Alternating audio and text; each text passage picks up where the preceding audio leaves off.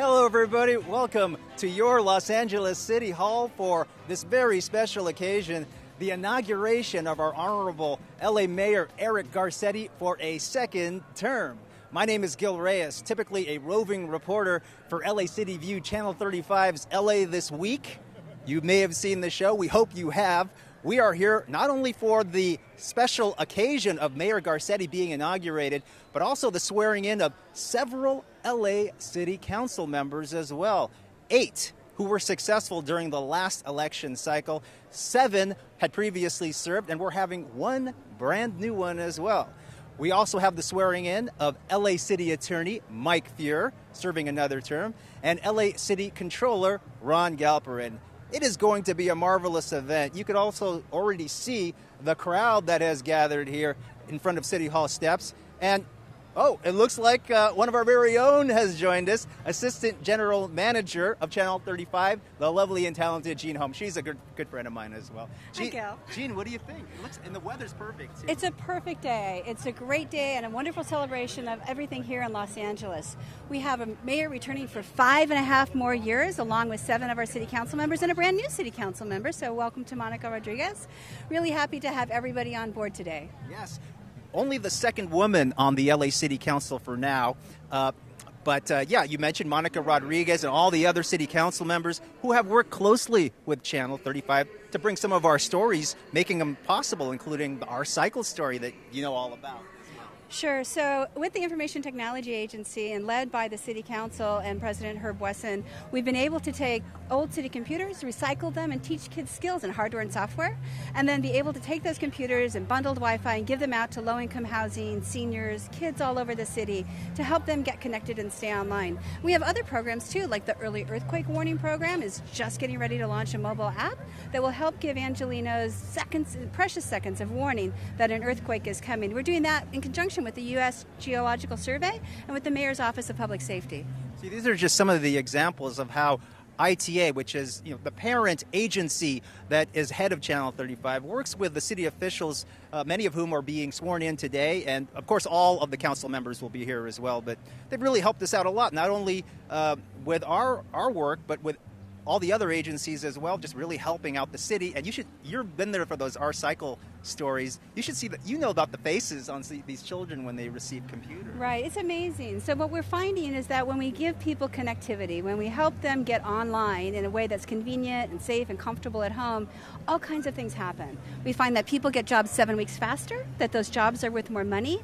Kids get computers, and we find out that grandma gets online and is able to connect to old friends or to be able to get services that she needs.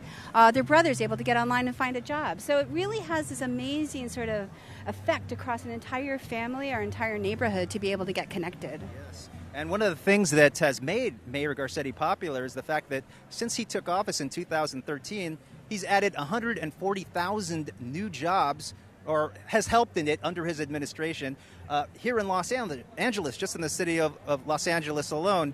And a lot of that has to do, I think, with his tech background, because a lot of those jobs are tech related, and you know all about that. He picked you to be a part of ITA, and you have a tech background as well. Right. I'm also the Senior Technology Advisor to the Mayor. And so what we do is we look at the issues, along with many other people in the city, to build up tech companies. And really, Los Angeles as a tech hub. We are now ranked number 3 in the country.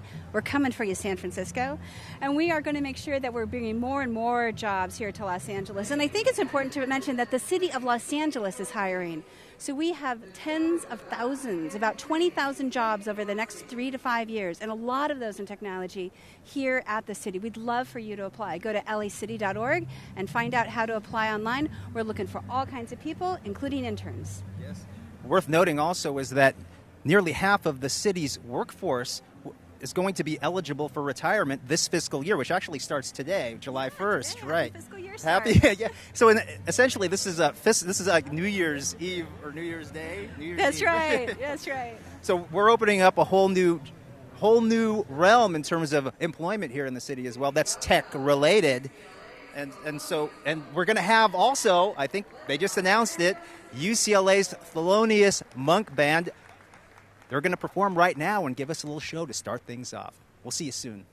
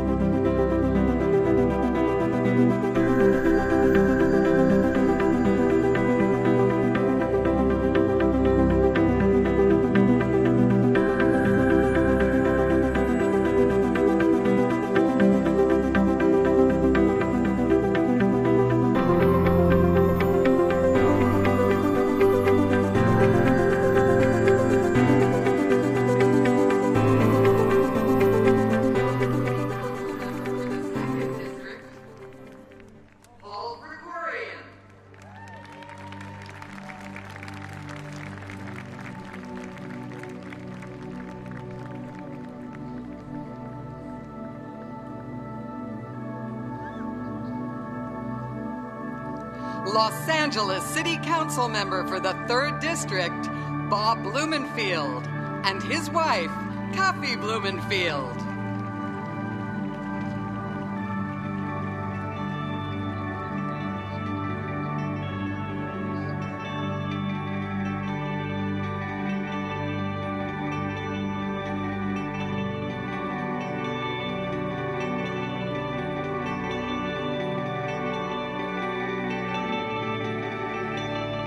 Los Angeles City Council member for the 4th District, David Rue, and his sister, Esther Rue.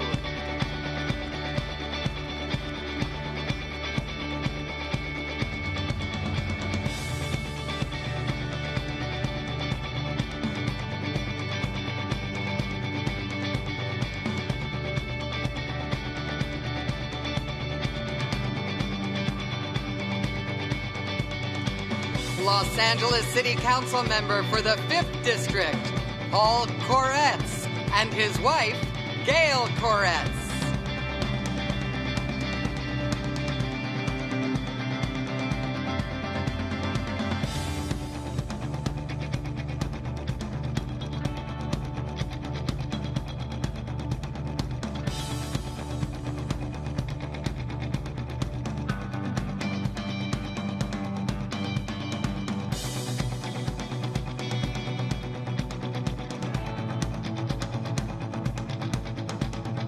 Los Angeles City Council member for the 6th District, Nori Martinez, her husband Gerardo Guzman, and their daughter Isabel.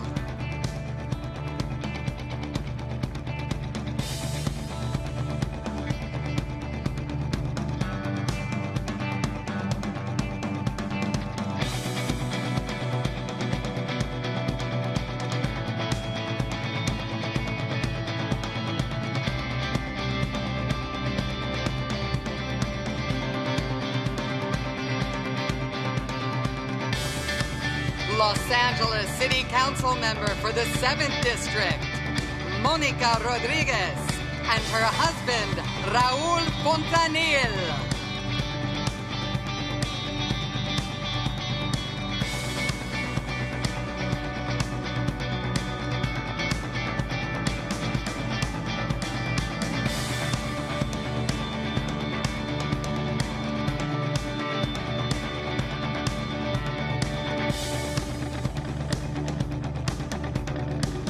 Los Angeles City Council member for the 8th District, Marquise Harris Dawson, and his wife, Carrie Harris Dawson.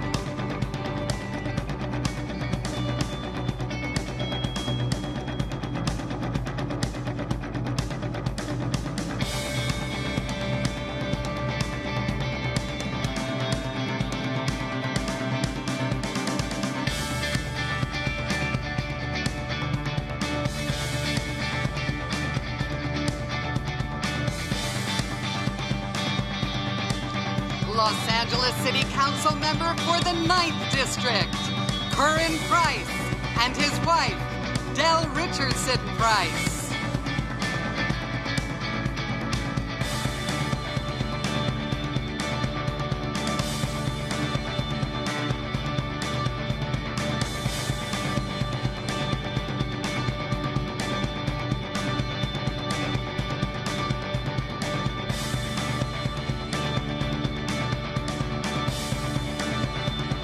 Los Angeles City Council President Herb Wesson and his wife, Fabian Wesson.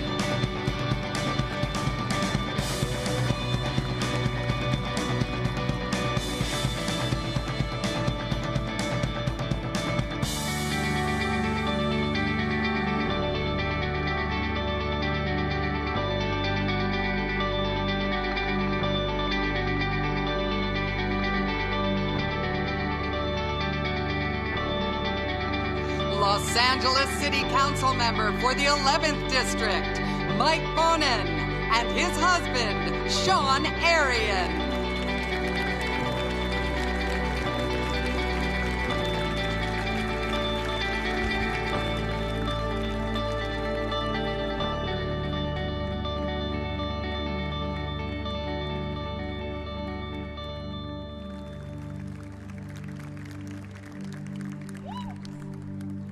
Los Angeles City Council member for the 12th District, Mitch Englander, and his wife, Jane Englander.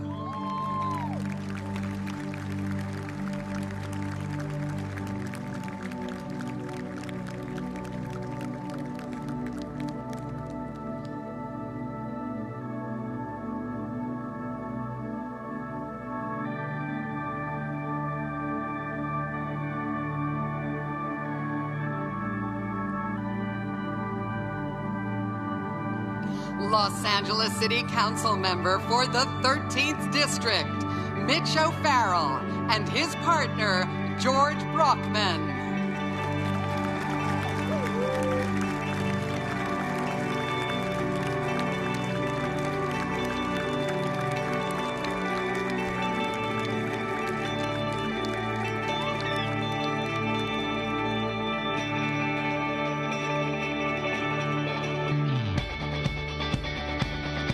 Los Angeles City Council member for the 14th District, Jose Huizar, and his wife, Rochelle Rios Huizar.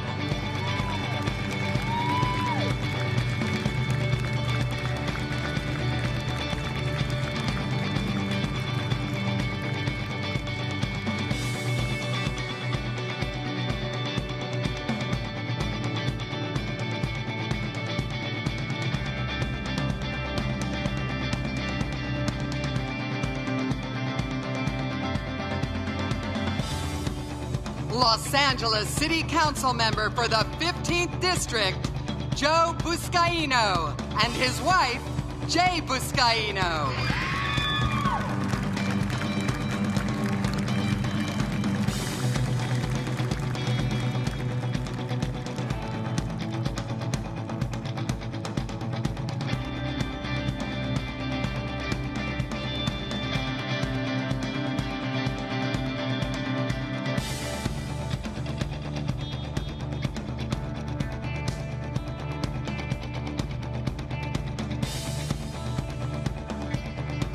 Los Angeles City Controller Ron Galperin and his husband, Rabbi Zachary Shapiro.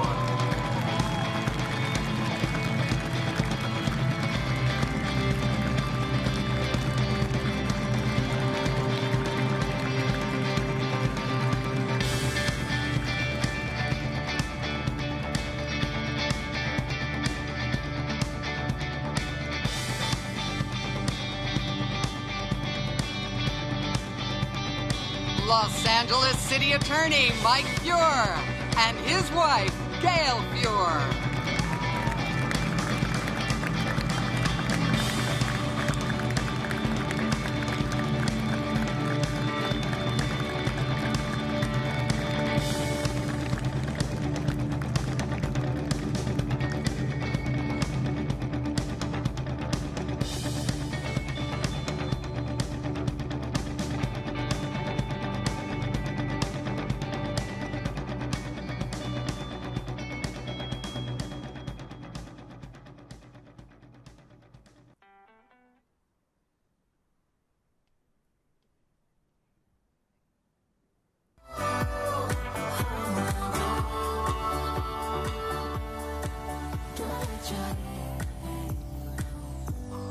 Ladies and gentlemen, please welcome to the stage Los Angeles Mayor Eric Garcetti and First Lady Amy Elaine Wakeland.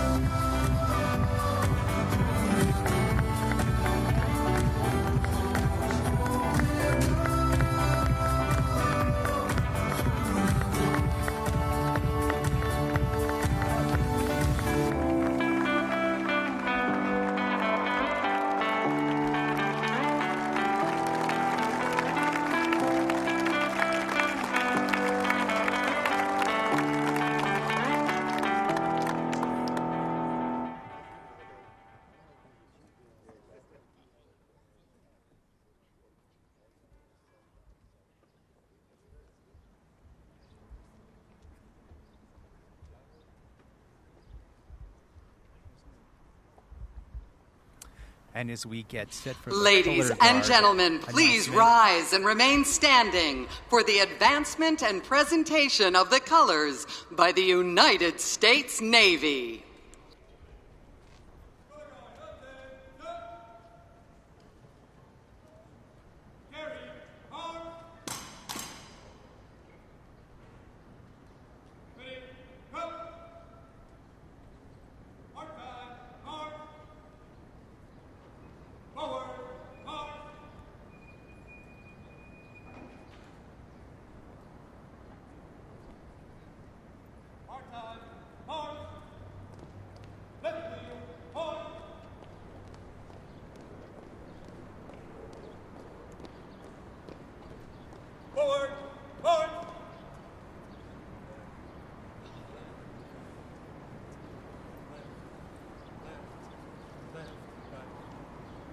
Mark time! Mark! Forward! Mark!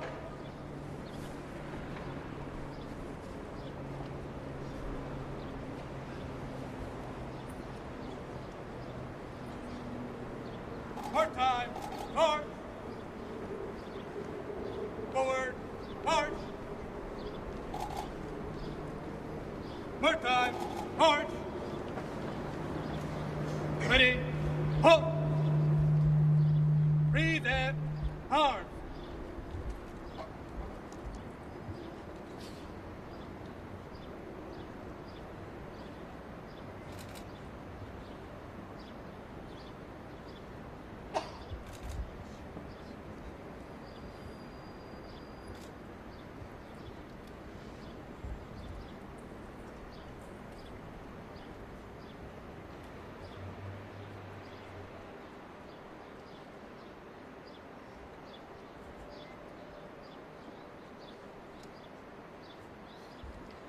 Please welcome opera singer Angel Blue to sing our national anthem.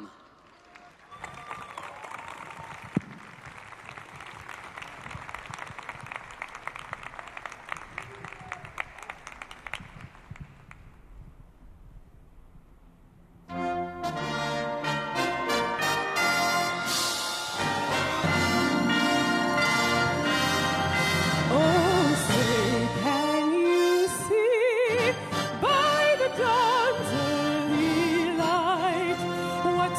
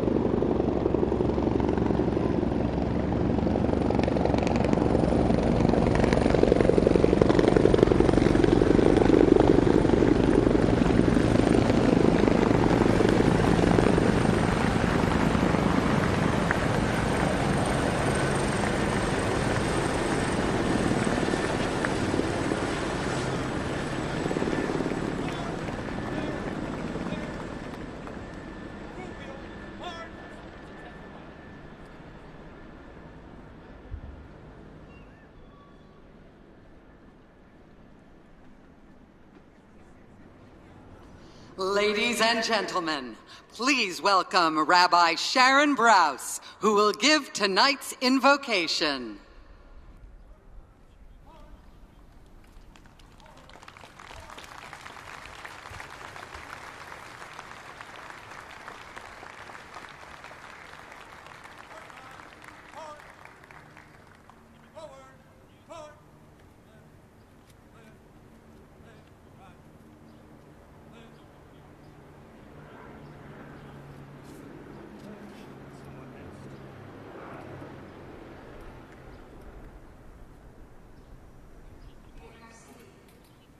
Elected and civic leaders, people of the city of Los Angeles, I am deeply honored to offer these words of invocation to open this sacred assembly.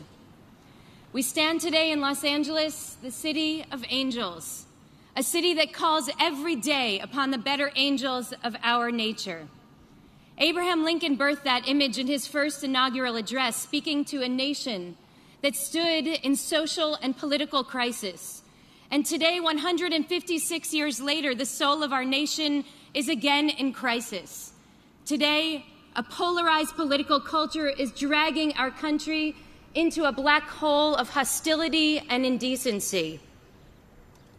But today, we also know that the better angels, our shared dreams, our deepest commitments, can still reawaken the mystic chords of memory across this nation. We know this because our better angels guide us every day across this city. As they did when I, a Jew, walked into a mosque a few months ago and heard a Muslim community leader address a room full of Catholic Latinos.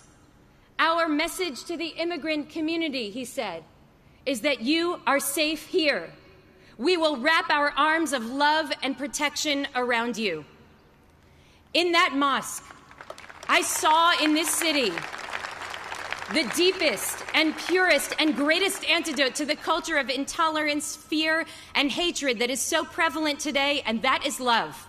I saw faith manifesting as brotherhood and sisterhood, as empathy and solidarity.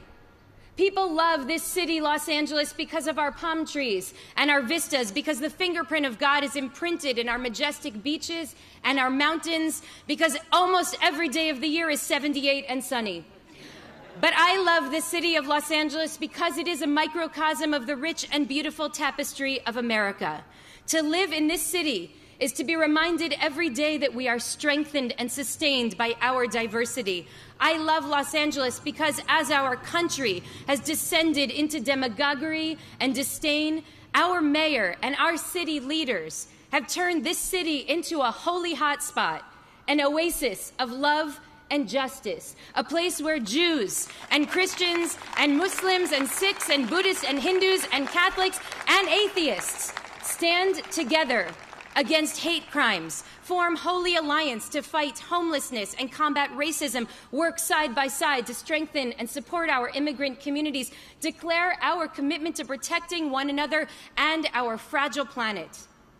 This is a city built not at the intersection of the 10, the 110, and the 101, but at the intersection of hope, faith, and love. Los Angeles remains a city with a massive gap between rich and poor, a city that struggles with painful racial and ethnic fault lines, with violence and needless human suffering and really bad traffic, but it is also a city where reconciliation and healing are possible. A city whose leaders are clear-eyed about the challenges, who know that we are not there yet, and who are not going to give up until we get there together. This is a city built on dreams and fueled by hope, the single greatest response to today's politics of pessimism and culture of cruelty. Holy One, protect and strengthen our mayor, who wears the clothes of a politician but has the heart of a prophet. Blessed One, remind us all, in a time of moral crisis, we are called not to be comfortable, but to be awake, to engage in willful opposition and restless agitation, to create sanctuaries that will drive a spoke through the wheels of injustice, to step into the fray, using all of the spiritual and political and intellectual resources that we possess to fight for one another. Help us remember that this is a city not only of creative possibility, but of moral fortitude. God bless the inhabitants of this city with holy chutzpah as we rise up against the spiritual anemia and moral decay of our nation, as we stubbornly work toward a vision of liberty, justice, and dignity for all. Source of life, lift up our better angels. Remind us to keep looking one another in the eye, to keep seeing one another, to wrap our tender arms of love and protection around one another. Shabbat Shalom, may this day of holiness bring peace to our city and to our country. And let us say, Amen.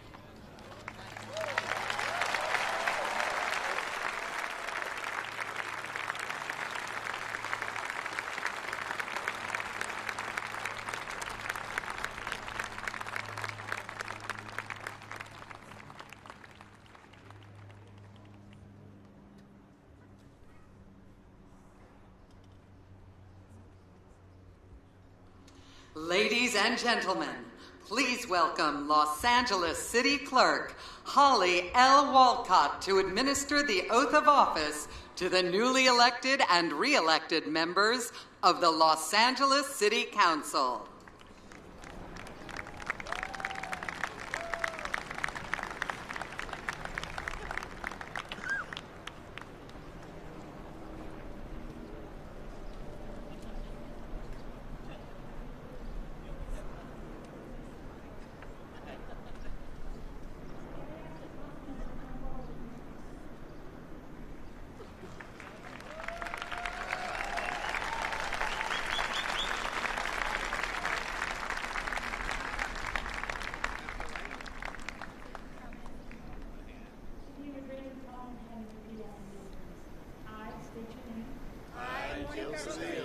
Do solemnly swear.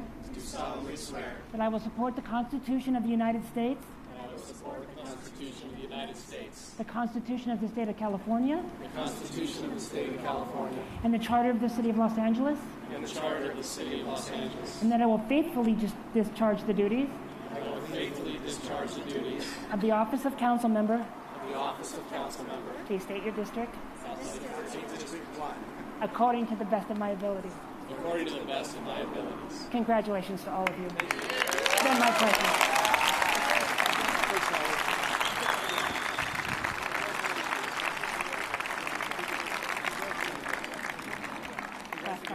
Congrats, Mom.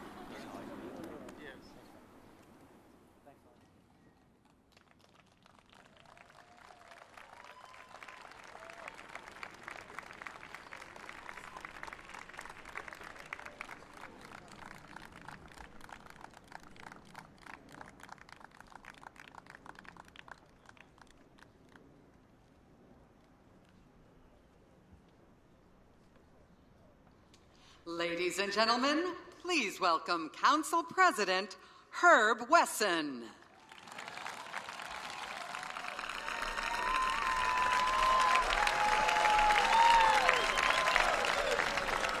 Yeah, don't stop.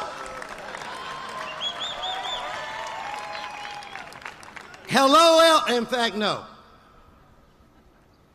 Does anybody know if they have cable in the Lincoln bedroom? Eric. You may have to get another running mate, no cable.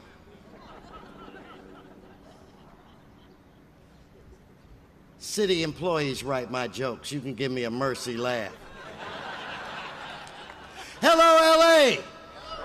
Do me a favor and give the other members of the council another round of applause.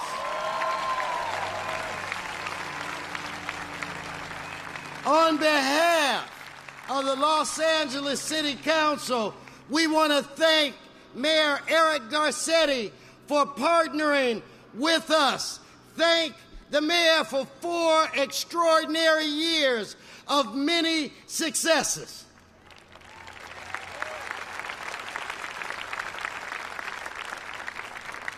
Now, we know that there's still a lot of work to do, But what we have demonstrated is what can be done when there is a true partnership in government.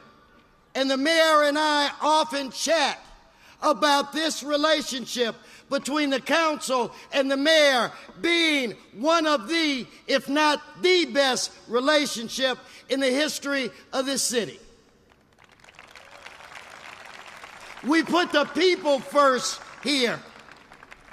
And we recognize that as LA, that the winds in this country blow from the west to the east. And we have a responsibility to the rest of this country. And we need to set an example for the White House. And that Los Angeles needs to be a beacon of hope.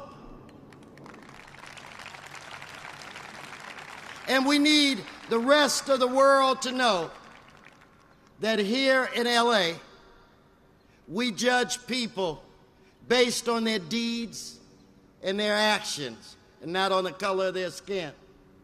That we don't care what religion you practice in LA. That we don't care who you love or how you love. The only thing that's important to us is that you love. We are a city, when we walk out into a crowd and that crowd is not diverse, we think something's wrong. We are a city where our police department is not directed to ask folk for papers. In LA, everybody's got papers. We got the LA Times, the Daily News, we got papers. In LA, we all want the same thing: to live a better life than our parents, so that maybe our children can live a better life than us. Today, we celebrate a city going in the right direction. That's why every incumbent in the city of LA was reelected. That's why our great mayor, Eric Garcetti, was elected with 81% of the vote. The people in this city did not send us to City Hall to manage the city. They sent us to lead. God bless LA. God bless Mayor Eric Garcetti.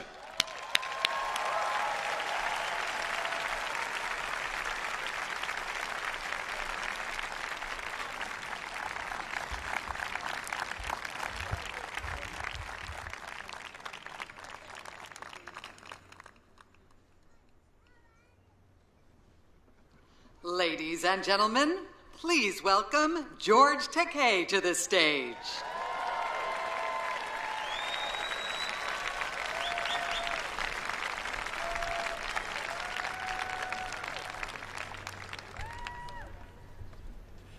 Hello, I'm George Takei.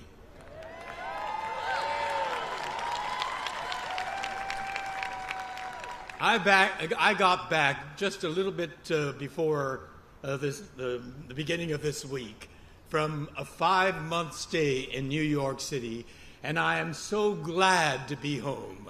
I love LA. And it is a true honor to be with all of you here this evening.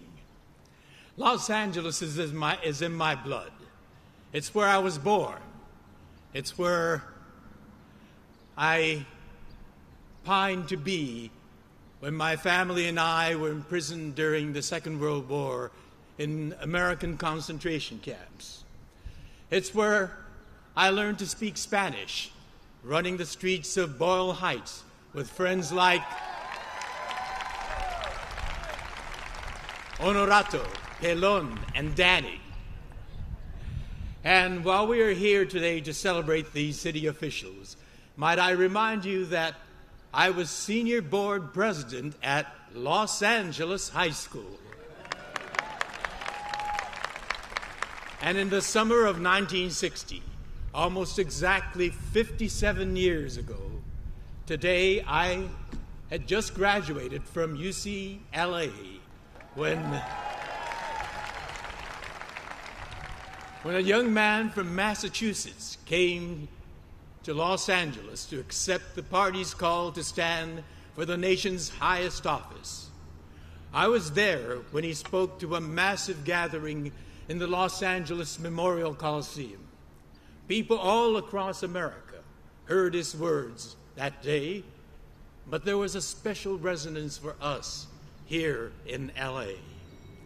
And it's not just because he was here, but because he captured the spirit that infects us as Angelinos. As we gather here to install our city council members, our controller, our city attorney, and our mayor into their new terms of service, I think the following excerpts of what President Kennedy said back then resonates perhaps even more so today in this dynamic, innovative, diverse, and exceptional place we call home. This is what President Kennedy said. I stand tonight facing west on what was once the last frontier. From the land that stretches 3,000 miles behind me, the pioneers of old gave up their safety, their comfort, and sometimes their lives to build a new world here in the West. They were not the captives of their own doubts, the prisoners of their own price tags. Their motto was not every man for himself, but all for the common good. They were determined to make the new world strong and free, to overcome its hazards and its hardships, to conquer the enemies that threaten from without and within. Today, some would say that those struggles are all over, that all the horizons have been explored, that all the battles have been won, that there is no longer an American frontier. But I trust that no one in this vast assemblage will agree with those sentiments, for the problems are not all solved, and the battles are not all won. And we stand today on the edge of a new frontier, a frontier of unknown opportunities and perils, a frontier of unfulfilled hopes and threats. I tell you, the new frontier is here, whether we seek it or not. Beyond that frontier are uncharted areas of science and space, unsolved problems of peace and war, unconquered pockets of ignorance and prejudice, unanswered questions of poverty and surplus. It would be easy to shrink back from the frontier, to look at the safe mediocrity of the past, to be lulled by good intentions and high rhetoric. But I believe the time demands new invention, new innovation, imagination, decision. I'm asking each of you to be pioneers on that new frontier. My call is to the young in heart, regardless of age, to all who respond to the scriptural call, be strong and of good courage. Be not afraid, neither be thou dismayed. Those are the words spoken by President John F. Kennedy 57 years ago in the summer of 1960. Thank you very much.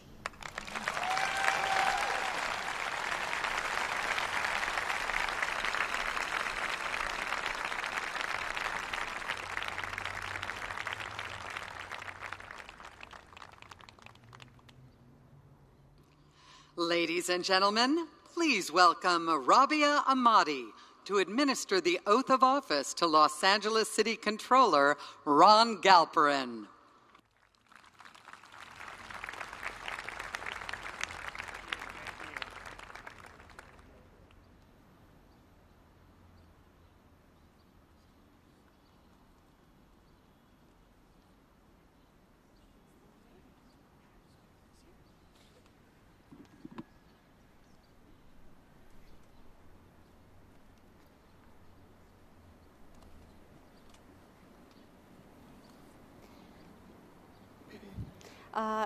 Dear Ron Galperin, please raise your right hand and repeat after me. I, Ron Shalom Galperin, do solemnly swear. I, Ron Shalom Galperin, solemnly swear that I will support the Constitution of the United States and the Constitution of the State of California and the Charter of the City of Los Angeles. That I will support the Constitution of the United States of America, the Constitution of the State of California, and the Charter of the City of Los Angeles. And that I will faithfully discharge the duties of the office of the City Controller according to the best of my abilities. And that I will faithfully execute the duties of City Controller to the best of my abilities. Thank you. Thank you. Congratulations. Mwah.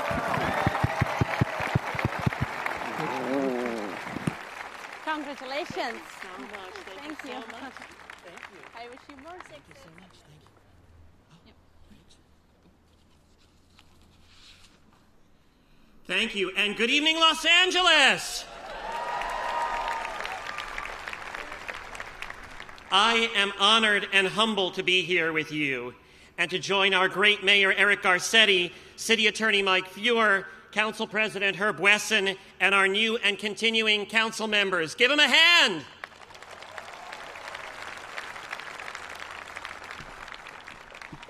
Thank you to my beloved husband of nearly 20 years, my very own personal rabbi and partner in life, Zach Shapiro.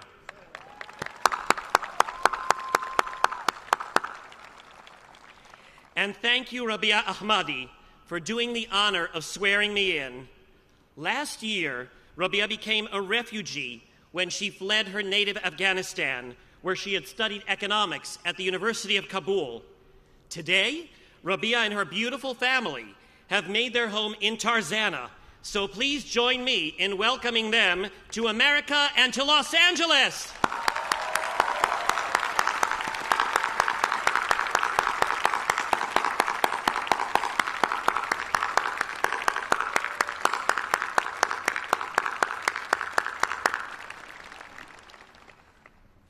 Welcoming Rabia is my way of saying thank you. For it was 74 years ago when my father escaped the Holocaust from Romania. He traveled an arduous journey to Israel and eventually to America. And along this odyssey, he was a refugee. And he was welcomed of, in all places, Aleppo, Syria. Imagine my father survived, and I'm here, thanks to the same people who find themselves refugees today. Now, when our democratic values are being tested daily, we must remember that this nation, this city of angels, was built on welcoming and on encouraging the dreams of immigrants like Rabia and like my mother of blessed memory and like my father who just turned 96.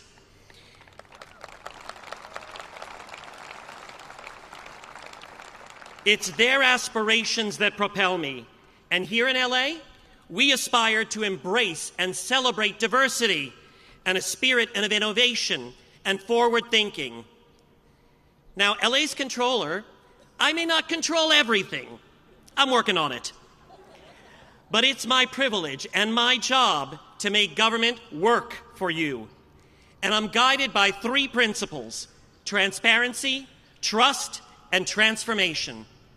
First, transparency. We launched the most extensive and forward-thinking data initiative in the nation. Now everyone can check out every single dollar that we spend in the city of LA, every item that we buy, the details of every city account. And I'm proud to say that that helped make us #1 digital city. Next, trust. It is vital that government earn people's trust. I've sought to do so by offering unvarnished reviews of how our city spends money, by pioneering dashboards and mapping tools, by working to better utilize the vast assets and the incredible dedicated workforce of this city, including my wonderful staff. And transformation. Oh, I hear them calling it out. And transformation. As the first neighborhood council member elected citywide and with experience in and out of city government, it's my mission not just to improve City Hall. It's my mission to transform it. And that's by partnering with the tech community, by demanding accountability, by delivering meaningful results. The task ahead is to build on these three pillars of transparency, of trust, and of transformation. I'm deeply grateful to wake up every morning and do a job that I absolutely love to do. And I'm committed to push the envelope and to build a city where everyone is welcome and has a home. Thank you for the trust you have placed in me. I hope to continue to do you proud and to make government work for you as we welcome and shape the future together. Thank you so much, Los Angeles!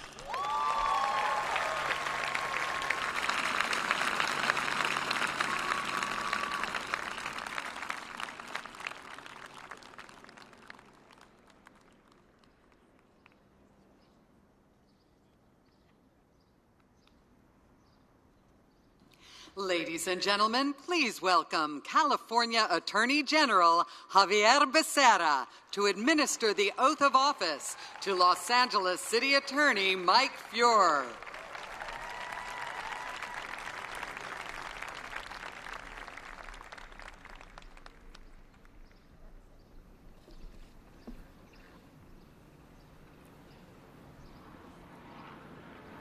As you prepare to raise your sword for liberty and your shield for justice, let me ask you to raise your right hand and repeat after me.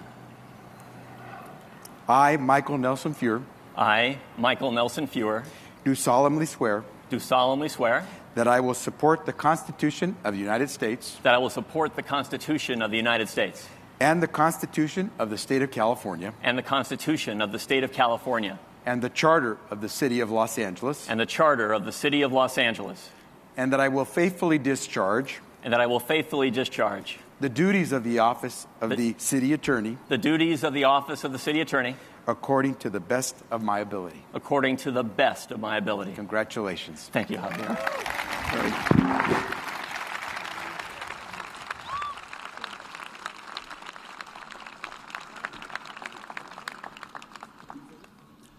I want to begin by congratulating our mayor, our city controller, all our city council members, and thanking my friend Javier, not only for administering the oath, but for standing up for California values on everything from protecting the environment to assuring our nation is welcoming to all.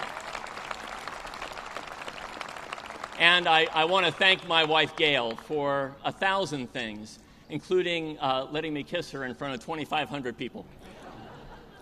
There's a long distance between today and when I stood before you 4 years ago. 4 years ago, my dad was with us. He survived a Nazi prison camp and educated kids for 60 years. My dad taught me to pursue the most important work in the world, really mattering in the lives of other people. 4 years ago, my youngest, brave, and talented brother, Steve, was with us. Life is so short. We have to burn brightly. But of course, I'm pleased by who is here. My kids, Aaron and Danielle, my mom, Stella, our city attorney family, and all our friends. 4 years ago, I pledged to focus on neighborhoods. I promised to double our neighborhood prosecutor program, in which we fixed the most dangerous and difficult problems in people's neighborhoods. We've nearly tripled it. I said we'd address school safety. We created a neighborhood school safety program that's helping dozens of schools. We built a neighborhood justice program where volunteers in neighborhoods where crimes are committed direct offenders to help the community and give back, to help the victim, and to receive services so they don't reoffend again, like job training. And it's working because nationally, criminals reoffend at a rate of more than 50%, but in neighborhood justice, it's less than 5%.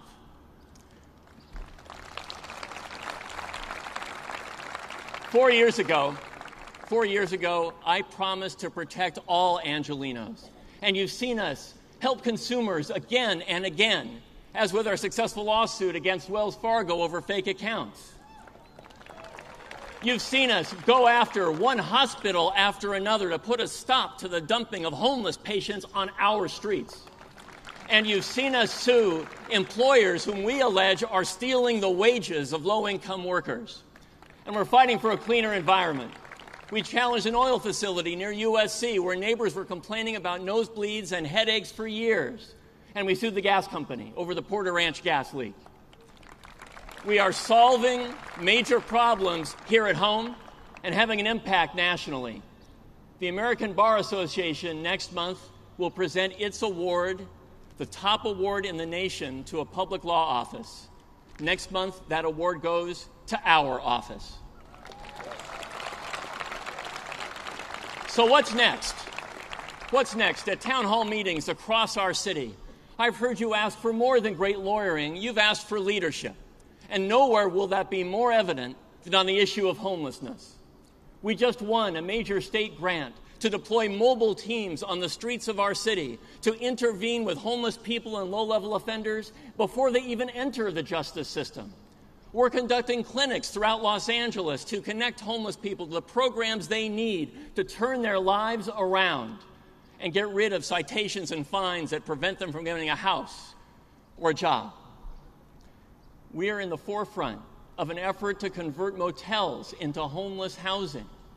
And I am going to neighborhood leaders throughout our city to inspire them to be part of the solution by supporting the location of housing and services in neighborhoods throughout Los Angeles, because that's what we need to lift everybody out of homelessness.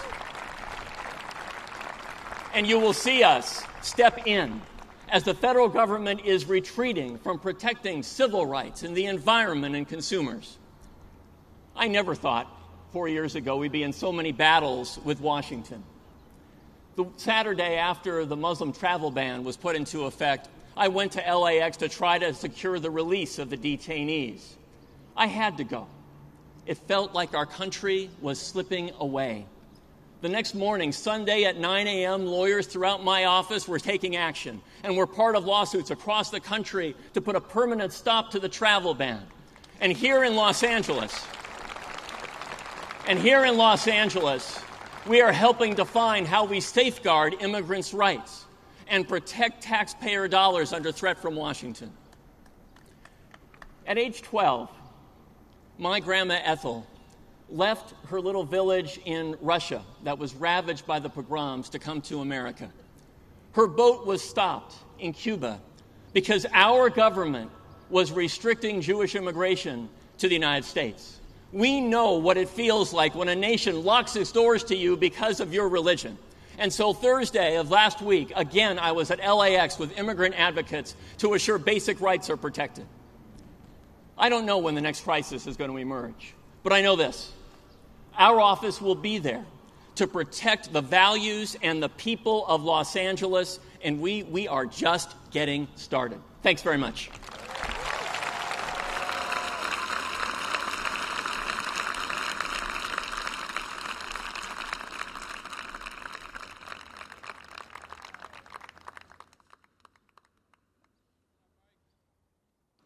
Ladies and gentlemen, please welcome members of the Los Angeles Master Chorale, conducted by Jenny Wong.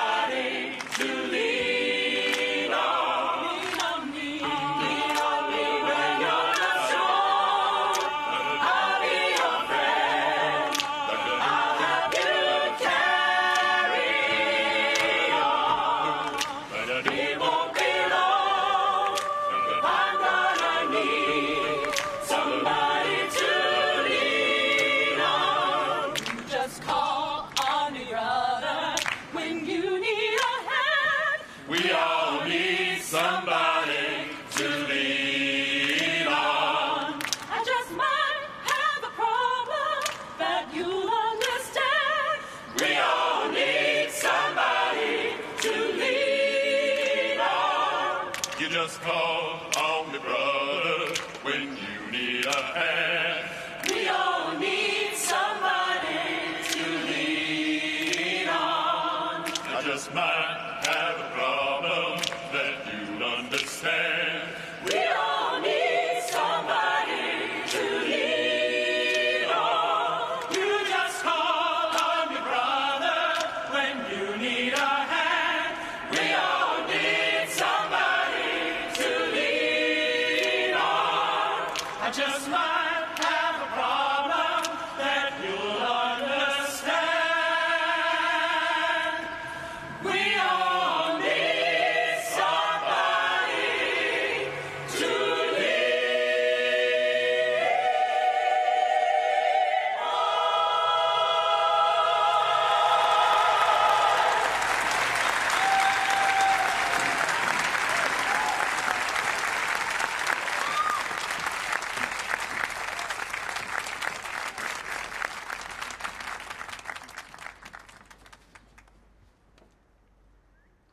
Ladies and gentlemen, please welcome the First Lady of Los Angeles, Amy Elaine Wakeland.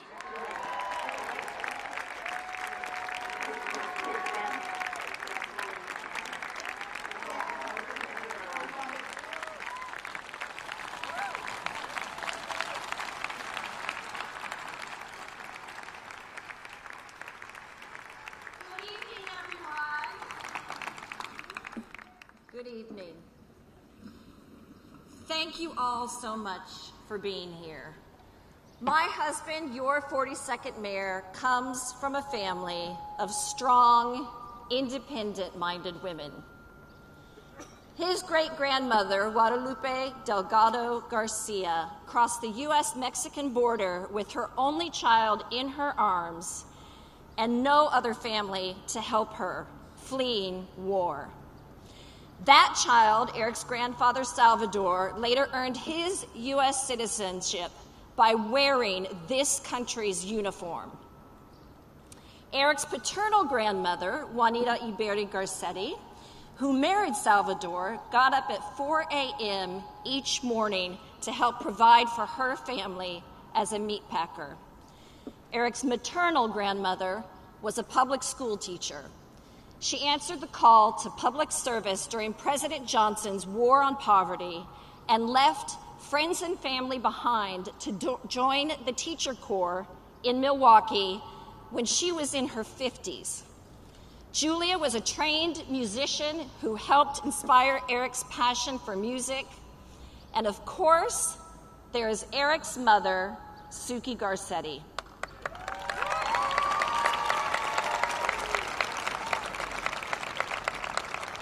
She became a musician like her mother and served for 25 years as a foundation executive.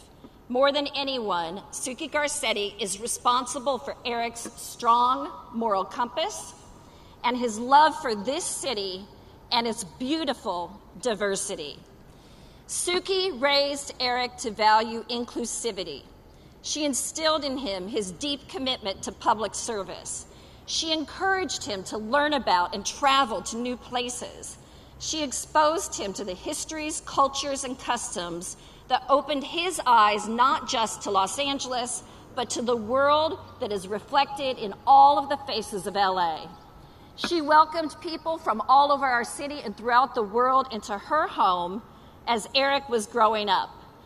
And in her home, Suki respected and blended her family traditions with the traditions of her husband's family. She still cooks Grandma Nita's menudo at the holidays. Over the course of her career, Suki Garcetti fought for a free and open press. She fought for a woman's right to choose. And above all, she raised her children to be good people, to focus on making right choices rather than easy choices. I am proud to call her my mother-in-law, as much as I am proud to be married to the man who she taught. To administer the oath of office to your 42nd mayor, please welcome Suki Garcetti.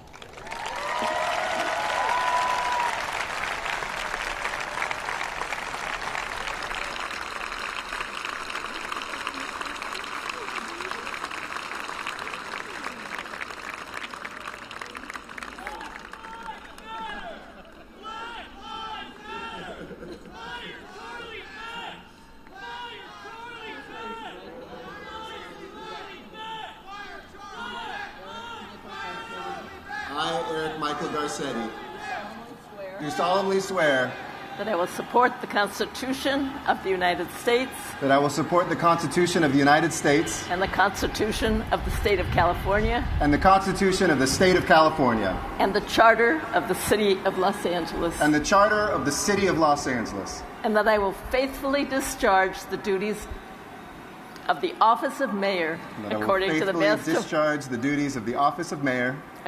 the best of my ability. According to the best of my ability.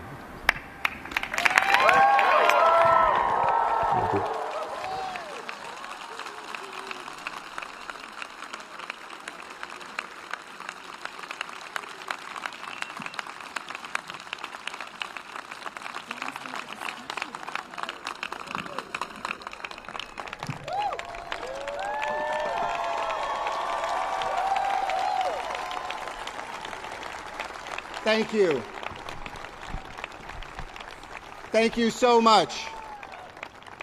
Thank you first to my dear wife, Amy, and our beloved daughter, Maya.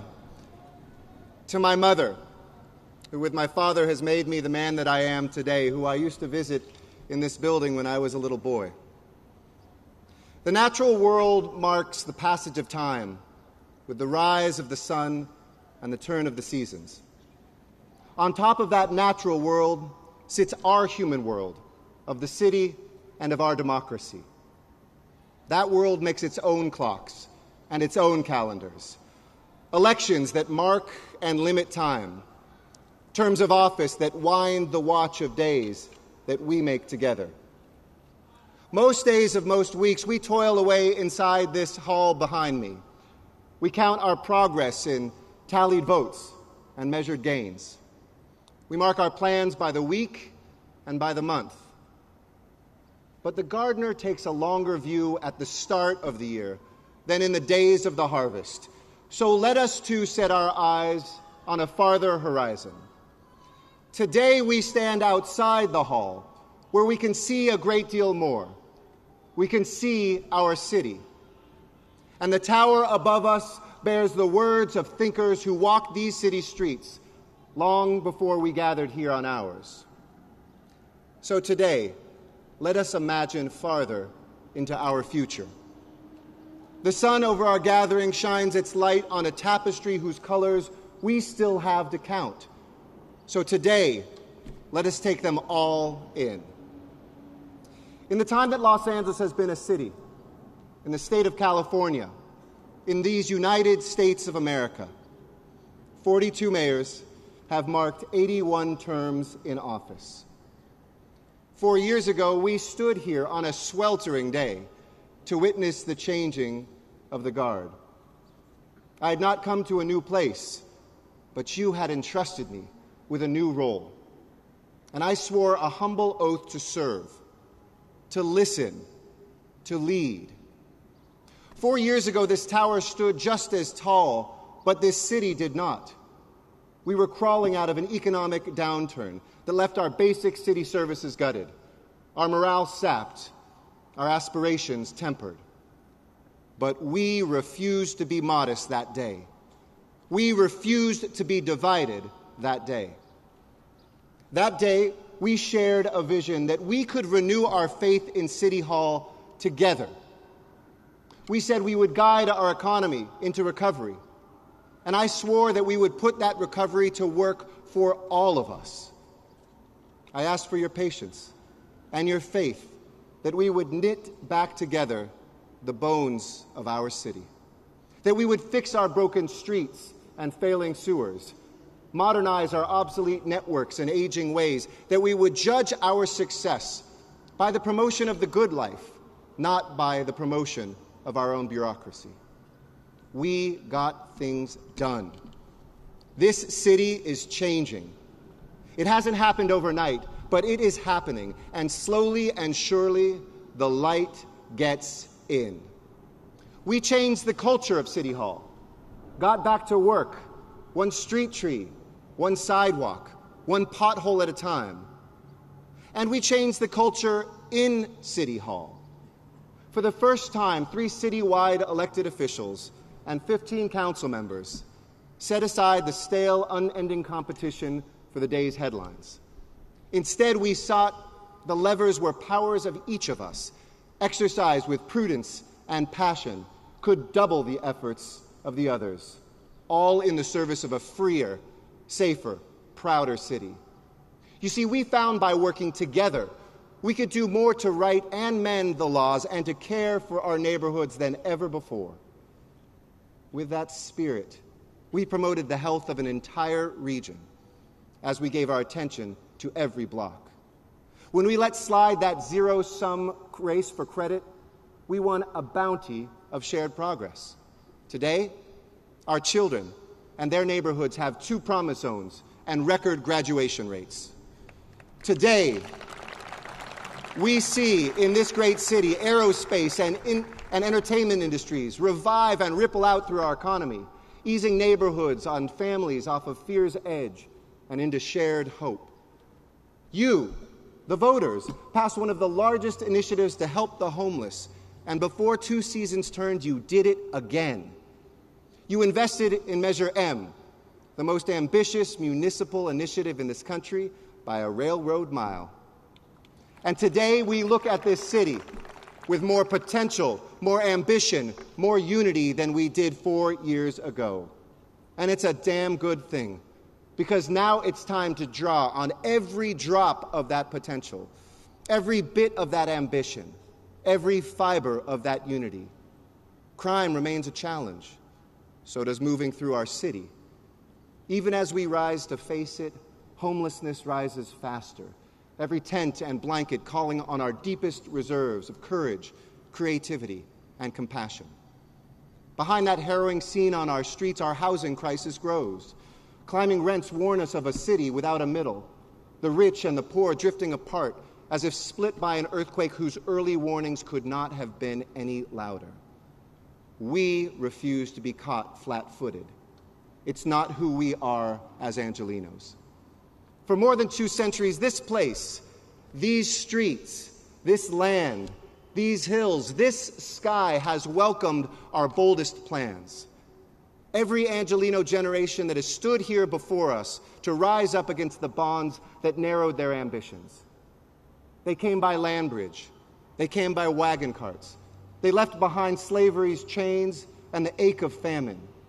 They took a week-long journey by schooner from San Francisco and then an all-day dusty cart ride up from San Pedro Bay. And they stood here on Calle Primavera, Spring Street. They could survey the whole pueblo from here, and they knew that their story was not finished. They built the railroad. They dredged the port. They brought water from the mountains, laid the tracks of our streetcars. After the Second World War, they housed an army of homeless veterans encamped in Westlake Park. They built the freeways, and they raised a skyline that continues to grow today. You see, the work of a city is not the same as the work of a nation. The nation, first and last, is a dream to bind a vast, unruly land. First and last, the city is one physical space. Built strong enough, it will bring to fruition a great many of our dreams. The work of solving our problems is the work of building our city.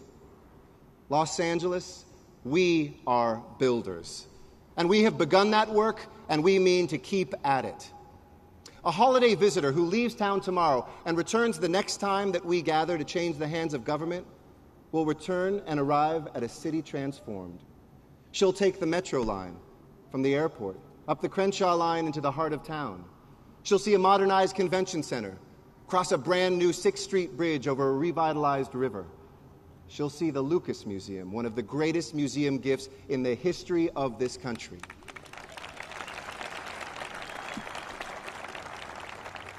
But what she doesn't see will be just as real. What lies between the monuments and inside our neighborhoods. Our guest will land in a city that produces affordable housing at twice the rate we do it today.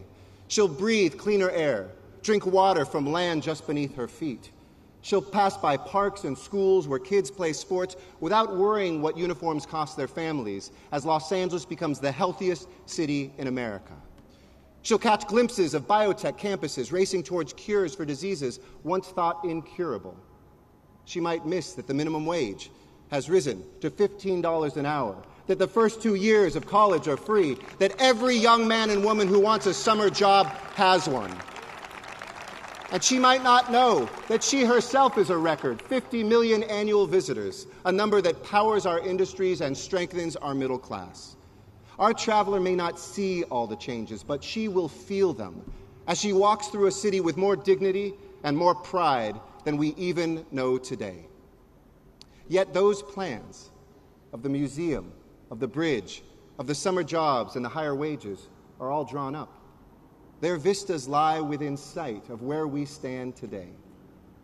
So I ask you, Los Angeles, what chapter will we write tomorrow? The page is not blank. The city has already begun to write that chapter. You started writing it when you said yes in record numbers to building homes for the homeless. You started it. You started writing it when you said yes in record numbers to stretching our metro across the county. You started writing it when you said yes to calling forth a city reborn. You see, if democracy makes its own time, then the local elections of November and March rang chimes for a new age, an age demanding that we listen and demanding that we lead, an age announcing a growing, a vital, and most of all, a reconnected city. We spent 4 years going back to the basics because we owed it to ourselves and to our future. We spent 4 years going back to the basics so that tomorrow we could build on those basics. We could build the future out of the pieces that we already have in front of us here tonight. So we could connect the city, connect its people, connect its future. You see, we fought for the Lucas Museum not just to win the biggest cultural prize in the nation, but to unlock the imagination of generations of young Angelenos and to inspire us to finally return arts education to every school in Los Angeles.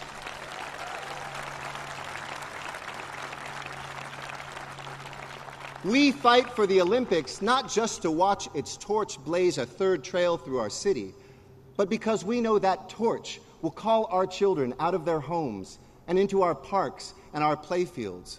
We know that universal access to sports will make LA the healthiest city in America, and we know that playing a sport may be the difference between a dropout form and a diploma in our children's hands.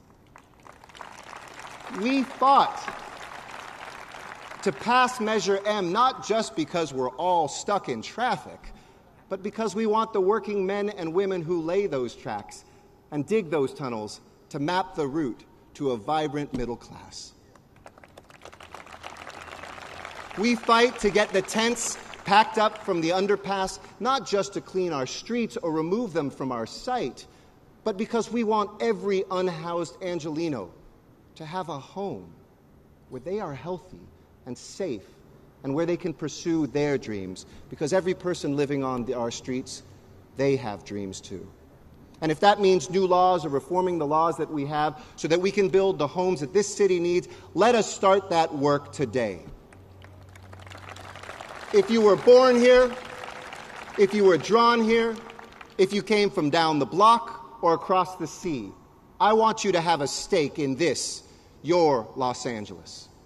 I want you to sign the papers on your first home, to know the joy of scratching every inch your children grow into the paint on the kitchen doorway. And I want you to know that in their time, that your children, because of our work, they will be able to make this city their home too. Look around for a moment and breathe this moment, this city in. Its people, its wealth, our will. The space is laid out in front of us, and my friends, the time is now. The future always comes early to Los Angeles. Walk a block and take a train to the launching pad of a voyage to Mars or the port of call for renewed undersea exploration. Go down to Hollywood and be present for the creation of the greatest stories in the universe, whether they're projected on a screen or they immerse you in their reality. We know, we've known, the future is already here. In the words of writer William Gibson, it's just unevenly distributed. That's on us. We must decide whether our whole city will own its share of that future, or whether we will watch it pass us by while a greater number watches from behind a glass. We decide here, now, and walking forward whether that future will be offered to 1 in a million with a lottery ticket, or whether every child growing up here will know that it is her birthright. We must connect. We must succeed at sustaining middle-class jobs, at strengthening our schools, at protecting our environment while growing our economy. Because right now, it's on us to show the way. You see, we are a united city in a divided country. A country that for centuries has stood for something. It has stood for freedom. It has stood for leadership. It has stood for bold plans and great accomplishments. And now, at this hour, we see our nation and its leaders shrink from those values we once proclaimed. So Los Angeles, port of call, sanctuary, home of invention, most American of cities, must pick up these most American of ideas where they lie, and we must lead the world for those who need it. And who better but you, us? Who better than this impossible city in this improbable place? This city with its shaking bedrock, with its downtown planted miles from its coast. A city that wasn't supposed to happen. The railroad's afterthought, dredging its port, drawing its water. Today we hear our nation's leaders tell us that cities like this should not work, that we should fear the immigrant, but watch us thrive in our great diversity.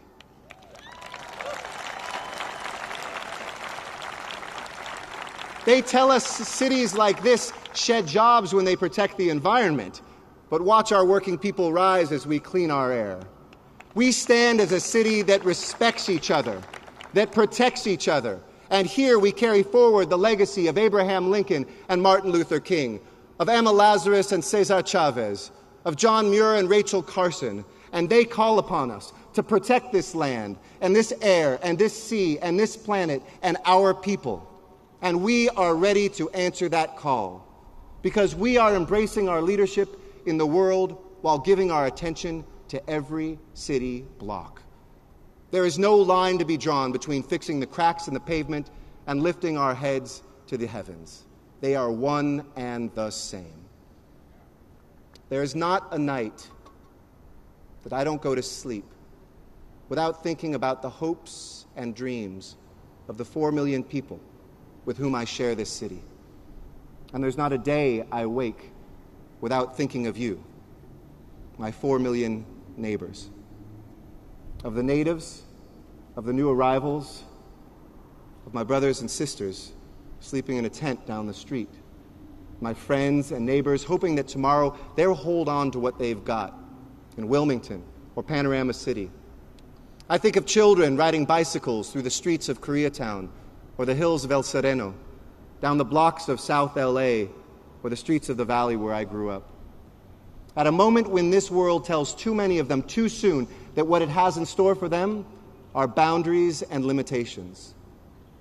So I go to sleep each night with a prayer and a plan that tomorrow, with our courage and conviction, together we will build a city that throws open every door that ever shut on a hope and on a dream. I stand here today on the strength of your faith in my work, of your vote for that work. Thank you for the opportunity to serve you and to serve this city of angels. You granted me one set of seasons to start that work, and together we poured an unshakable foundation. You honored me with another turn of seasons to continue that work. And in the time we have, I promise, we will not let that foundation sit bare. I promise we will build on it. Build a united and connected city. A united city with our eyes set as high as the mountains, with our gaze turned to the Pacific horizon. A connected city with our bond so strong that as we climb, we let none of us fall. We might not get there overnight, but we will get there one day. And as we go, we'll shine our beacon from the highest tower in this city. In Los Angeles, we may be an imperfect paradise, but we are still here, for every seeker of tolerance, every immigrant fleeing war, every native and new arrival who will put her shoulder to the wheel and help perfect this paradise and this land. There are so many names that I wear proudly.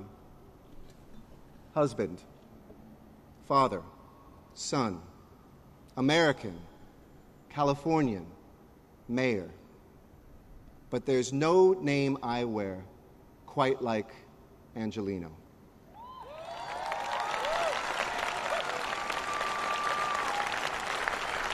On this turning of time, in this place right here, our future and our world's future will be written by us right here. Our time is now, Angelinos. Let's go write it. Thank you so much.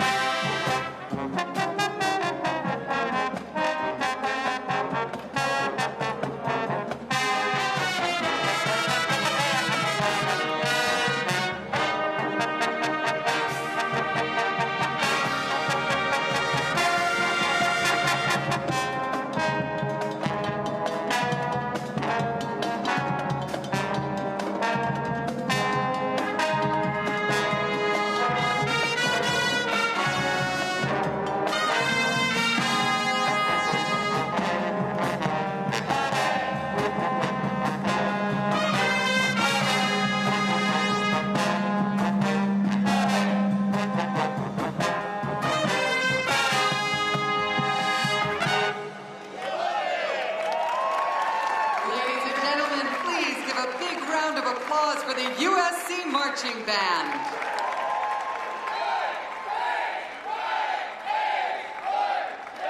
The mayor and the first lady want to thank you for being here today. This is your announcer, Cedering Fox.